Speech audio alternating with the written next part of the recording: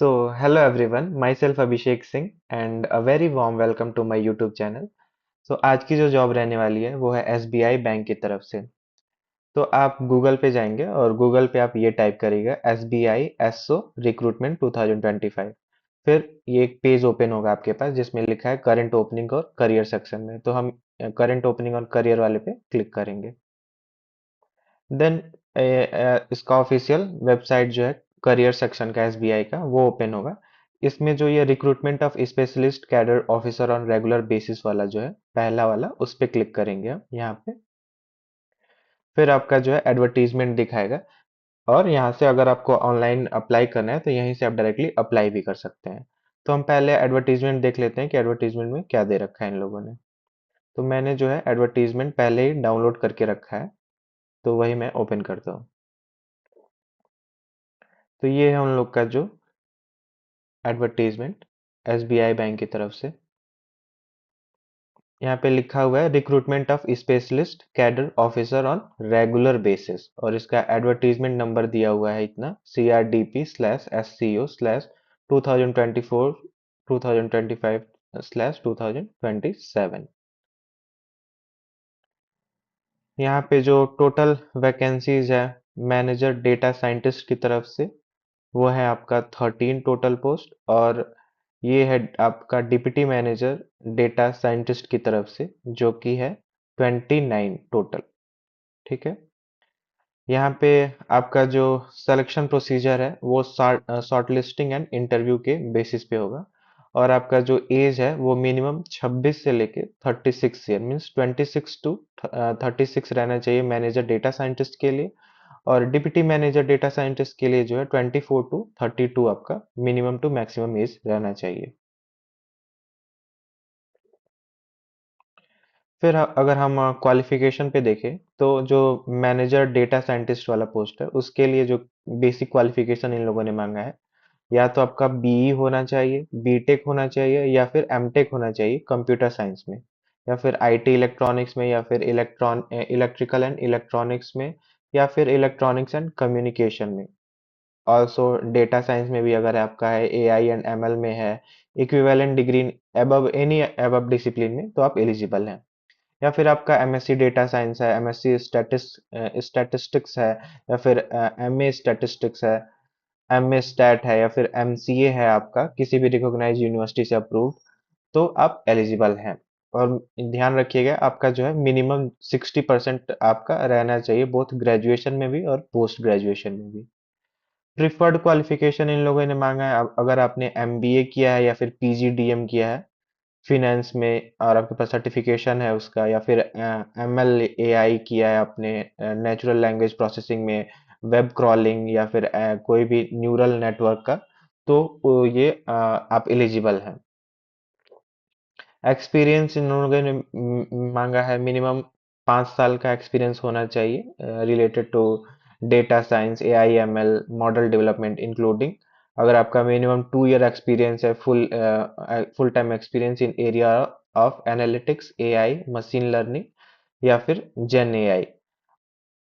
अगर आपका 2 साल का full time experience work research में है या फिर डेवलपिंग AI मशीन्स में है तो भी आप जो है एलिजिबल हैं। डिजायरेबल भी दे रखा है इन लोगों ने, अगर आपका डिजायरेबल मैच हो रहा है तो वेल एंड गुड, नहीं तो कोई दिक्कत वाली बात नहीं है, still you can apply for that.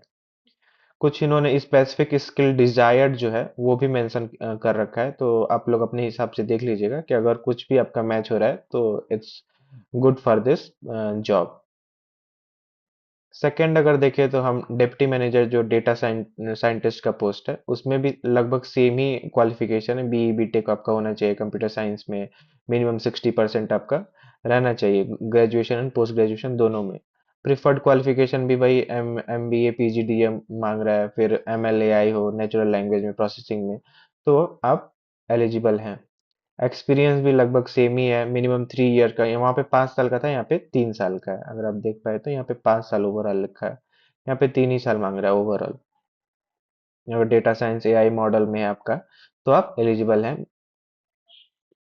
यहाँ पे भी आपका फिर से स्पेसिफिक डिजायर्ड स्किल जो है वो भी मांगा है, अगर आपका मैच हो रहा है तो ठीक है, नहीं तो फिर still you can apply for that post. But वो क्या है कि अगर आपका डिजायर्ड स्किल भी जो है मैच होता है तो आपके जो है चांसेस जो है उसमें सेलेक्ट होने की वो बढ़ जाती है। तो एक बार पढ़ लीजिएगा आप लोग अपने हिसाब से। So it's good for you. Post देखिएगा, जो डिटेल्स ऑफ जॉब प्रोफाइल है, डिटेल डिस्क्रिप्शन एंड रोल, मतलब आपका जो है रोल और रिस्पॉन्सिबिलिटीज क्या है, क्या होने वाली है आफ्टर द सिलेक्शन, वो दिया हुआ है यहाँ पे जॉब प्रोफाइल।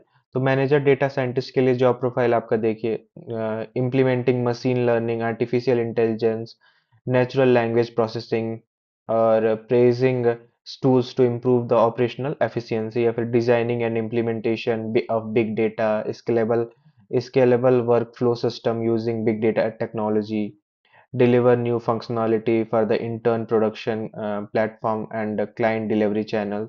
Likewise आपका प्रोफाइल रहने वाला है, आप लोग एक बार अपने एंड से जरूर पढ़ लीजिएगा। फिर सिमिलरली आपका जो डिप्टी मैनेजर डेटा पोस्ट के लिए है, लगभग वही आपका जॉब प्रोफाइल सेम ही रहने वाला है दोनों के लिए। पे स्केल यहाँ पे भी दे रखा है, अगर ग्रेड स्केल थर्ड के बेसिस पे आपको मिल रहा है तो ये है आपका 85,920 से 2680, ये आपका जो है पे स्केल इन लोगों ने दे रखा है। सिमिलरली ग्रेड टू का भी दिया हुआ है 64,820, जो कि पर मंथ के बेसिस पे है। रिमार्क आपका दे रखा है, जो office will be eligible for DA, HRA आपको मिलेगा, सीसीए मिलेगा, प्रोविडेंट फंड मिलेगा, कंट्रीब्यूटरी पेंशन फंड भी मिलेगा, that is NPS, leave fare concession, LFC भी मिलेगा, मेडिकल फैसिलिटी मिलेगा। लाइकवाइज जो as per the rule of SBI है वो सारी चीजें आपको जो है मिलेंगी इसमें।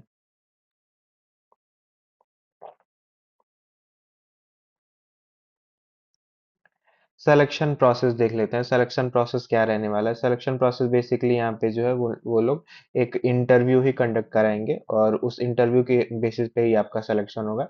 इंटरव्यू जो है वो टोटल कैरी करेगा 100 मार्क्स का। उसके बेसिस पे वो लोग मेरिट लिस्ट बनाएंगे और अकॉर्डिंगली आपको पता लगेगा कि आप सेलेक्ट हुए कि नहीं। तो यहाँ पे कोई रिटन एग्जाम वगैरह आपको नहीं देना है, बस इंटरव्यू है। फिर कॉल लेटर आपको वो भेजेंगे वाया ईमेल, कोई जो है हार्ड कॉपी आपको नहीं भेजा जाएगा, ईमेल ही भेजा जाएगा। तो आप रेगुलर अपडेटेड रहिएगा अपने ईमेल पे, जो आप ईमेल अप्लाई करने के टाइम पे जो आप ईमेल देंगे उस ईमेल पे।